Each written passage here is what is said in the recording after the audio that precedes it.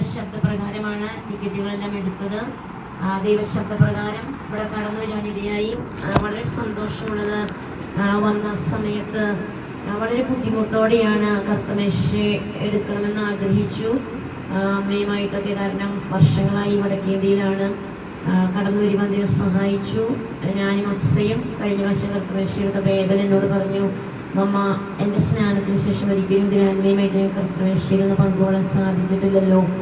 ദൈവദാസനോട് സംസാരിച്ചപ്പോൾ അങ്ങനെ ഒരു അവസരം ലഭിച്ചു. എന്നാൽ എല്ലാത്തിനും ഉപരിയായി കർത്താവിനെ സ്തുതിക്കുന്ന വലിയ ദൈവ സാന്നിധ്യത്തിലായിരിക്കാൻ വേണം. ഇനി ദൈവശബ്ദം കേൾക്കുമ്പോൾ ദൈവം എപ്പോഴെല്ലാം സംസാരിക്കുന്നുവോ അപ്പോൾ ഞാൻ കടന്നു വരും.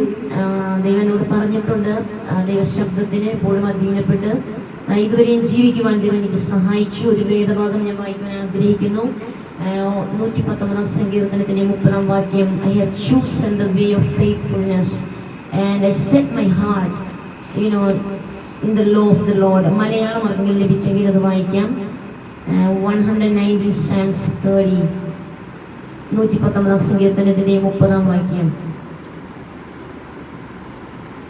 വിശ്വസ്തതയുടെ മാർഗ്ഗം ഞാൻ തിരഞ്ഞെടുത്തിരിക്കുന്നു, എന്റെ വിധികളെ എന്റെ മുമ്പിൽ വെച്ചിരിക്കുന്നു. ആമേൻ. വിശ്വസ്തതയുടെ മാർഗം ഞാൻ തിരഞ്ഞെടുത്തിരിക്കുന്നു. എൻ്റെ ജീവിതത്തിൽ എൻ്റെ അനുഭവത്തിൽ നിന്നും എൻ്റെ 12ാം വയസ്സിൽ ഞാൻ യേശു ക്രിസ്തുവിനെ സ്വന്തം രക്ഷിതാവുമായി കർത്താവായി സ്വീകരിച്ചു. എൻ്റെ ജീവിതത്തിൽ എനിക്ക് ഒരു കാര്യം, വിശ്വസ്തതയുടെ മാർഗം തിരഞ്ഞെടുക്കുവാനുള്ള ഒരു മഹാഭാഗ്യം എൻ്റെ ജീവിതത്തിൽ ദൈവം നൽകി. വിശ്വസ്തനായ ദൈവം തൻ്റെ വിശ്വസ്തതയിൽ, തൻ്റെ നീതിയാൽ ഒരു ഗുണവുമില്ലാത്ത, അല്ലെങ്കിൽ ഒരു കഴിവുകളുമില്ലാത്ത, അല്ലെങ്കിൽ ഒരു കുഗ്രാമത്തിന്റെ അവസ്ഥയിൽ വൈദ്യുതിയോ ഒന്നുമില്ലാതെ അങ്ങനെ അരണ്ട മണ്ണെണ്ണ വിളക്കിന്റെ വെളിച്ചത്തിലാണ് ഞാൻ എൻ്റെ വിദ്യാഭ്യാസ കാലം കഴിച്ചുകൂട്ടിയത്. ഒരു കഴിവുകളോ അല്ലെങ്കിൽ ഒരു ദേശത്തിന്റെ മഹാത്മ്യം നോക്കിയാൽ പോലും ഒരു മലയോര പ്രദേശം, എന്നാൽ ദൈവം എന്നെ കണ്ടതുകൊണ്ട്, എൻ്റെ ജനനത്തിന് മുൻപ് ദൈവം എന്നെ കണ്ടതുകൊണ്ട്, അവിശ്വസ്തനായ ദൈവം വിശ്വസ്തതയുടെ മാർഗം തിരഞ്ഞെടുക്കാനുള്ള ഭാഗ്യം എൻ്റെ ജീവിതത്തിൽ നൽകി. അതിന്റെ 2ാം ഭാഗ്യത്തിൽ പറയുന്നു, നിന്റെ വിധികളെ, ദൈവത്തിന്റെ ഇംഗ്ലീഷിൽ എഴുതിയിരിക്കുന്നു, I have set my heart, on your laws.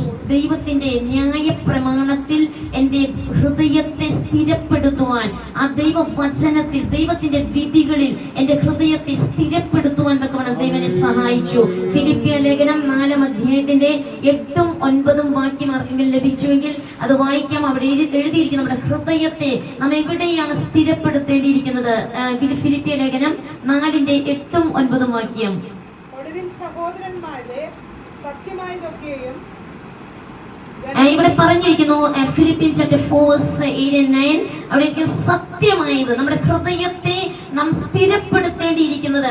വിശ്വസ്തതയുടെ മാർഗം നാം തിരഞ്ഞെടുത്തു. വിശ്വസ്തനായ ദൈവം അൺചേഞ്ചബിൾ, അൺഷേക്കബിൾ, അവന് മാറ്റമില്ല.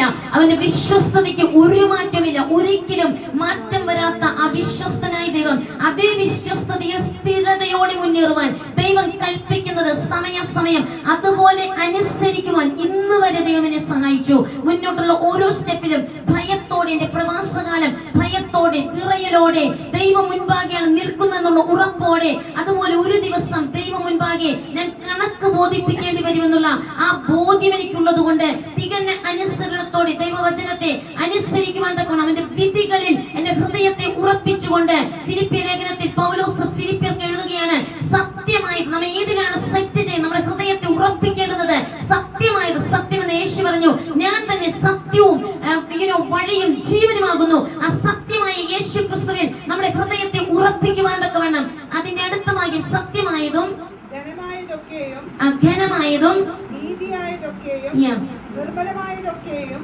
രമ്യമായതൊക്കെയും സൽകീർത്തിയായതൊക്കെയും സൽഗുണമോ പുകഴ്ചയോ അതൊക്കെയും ചിന്തിച്ചുകൊള്ളുവിൻ. ഇവിടെ എഴുതിയിരിക്കുന്നു, അതെല്ലാം ചിന്തിച്ചുകൊള്ളുവിൻ. ഇവിടെ പറഞ്ഞിരിക്കുന്നത് പൗലോസ് പറയും, നമ്മൾ എന്തിനെ കുറിച്ചാണ് ചിന്തിക്കേണ്ടത്? our thought life must be changed. എന്താണ് ചിന്തിക്കേണ്ടത്? സാഹചര്യങ്ങൾ പ്രതികൂലമാകുമ്പോൾ, പ്രതിസന്ധികൾ ആഞ്ഞടിക്കുമ്പോൾ, 2 ദിനവൃത്താന്തം 20-ാം അധ്യായത്തിൽ അവിടെ കാണാൻ സാധിക്കുന്നു, യെഹോശാഫാത്ത് രാജാവിന്റെ 4 ചുറ്റും പ്രതിസന്ധികൾ ആഞ്ഞടിച്ചു. തനിക്ക് ചുറ്റും എല്ലാം പ്രതികൂലമായി, മണലാരണ്യം പോലെ, സമുദ്രത്തിന്റെ മണലാരണ്യം പോലെ ശത്രു സൈന്യം. അവന് മുൻപിൽ ഒന്നുമില്ല. അവന് യുദ്ധത്തിന് ആയുധമില്ല, സഹായിപ്പാൻ മറ്റാരുമില്ല. എന്നാൽ അവൻ കേട്ട ദൈവശബ്ദമുണ്ട്, give thanks to God in all circumstances. അവിടെ എഴുതിയിരിക്കുന്നു, യഹോവ നല്ലവനല്ലോ, അവന്റെ എന്നേക്കുമുള്ള യഹോവയ്ക്ക് സ്തോത്രം ചെയ്യുവിൻ.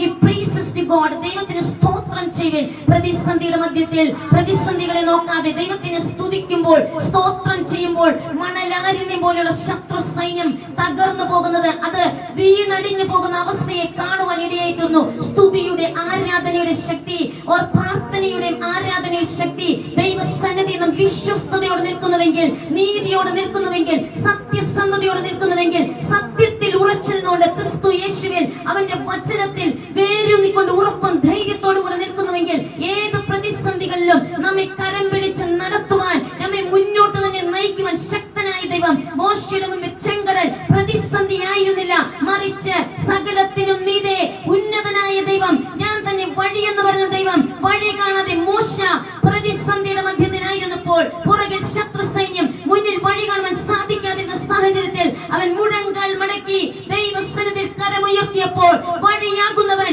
അവന് വേണ്ടി ചെങ്കടലിൽ വഴിയായി തീർന്നു. മോശയ്ക്ക് വേണ്ടി മാത്രമല്ല, മോശ നടത്തേണ്ടുന്ന ഒരു ലക്ഷക്കണക്കിന് കൂട്ടം ഇസ്രായേൽ ജനത്തെ നയിക്കുവാൻ തക്കവണ്ണം ആ ഇസ്രായേൽ ജനത്തിന് മൊത്തമായി സർവശക്തനായ ദൈവം ആ ചെങ്കടലിൽ അവൻ വഴിയായി തീരുവാൻ ഇടയായി തീർന്നു. ആ യേശു ക്രിസ്തുവോട് പറയുന്നു, ഞാൻ തന്നെ വഴിയാകുന്നു.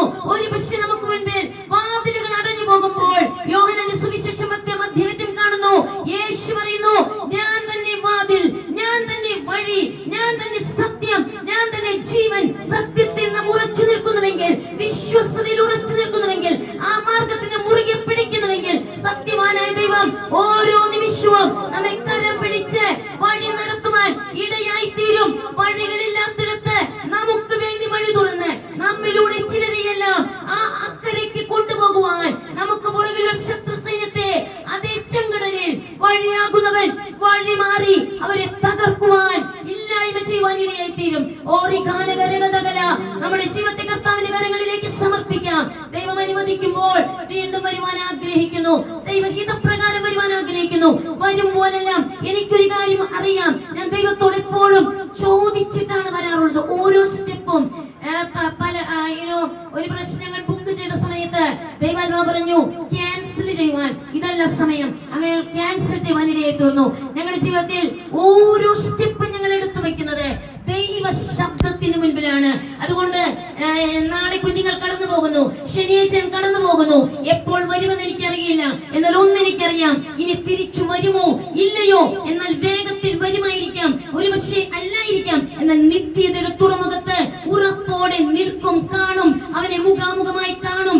അന്ന് തേജസ്സിൽ നമ്മൾ ഒരിക്കലും ഒരു പക്ഷേ നാം ഈ ഭൂമിയിൽ കാണപ്പെടുന്നില്ല എങ്കിൽ നിത്യയുടെ തിരുമുഖത്ത് കാണുവാൻ തക്കവണ്ണം വിശുദ്ധിയോടെ, വിശ്വസ്തയോടെ, സത്യസന്ധതയോടെ, ദൈവ ഭയത്തോടെ, നമുക്കെല്ലാം വിറയലോടെ അസത്യവാനായ ദൈവത്തെ സേവിച്ചുകൊണ്ട്, അവനെ തന്നെ ആരാധിച്ചുകൊണ്ട്, അവനെ സ്തുതിച്ചുകൊണ്ട് നമ്മുടെ ജീവകാലം മുഴുവൻ അവനെ സമർപ്പിക്കാം. വരുവനായി ദൈവം സഹായിക്കട്ടെ. സമയം നൽകിയ ദൈവദാസനും ഈ സഭയ്ക്കും നന്ദി പറഞ്ഞുകൊണ്ട് ദൈവസന്നിധിയിൽ ഇരിക്കുവാൻ ആഗ്രഹിക്കുന്നു. May the Lord bless you all. Amen.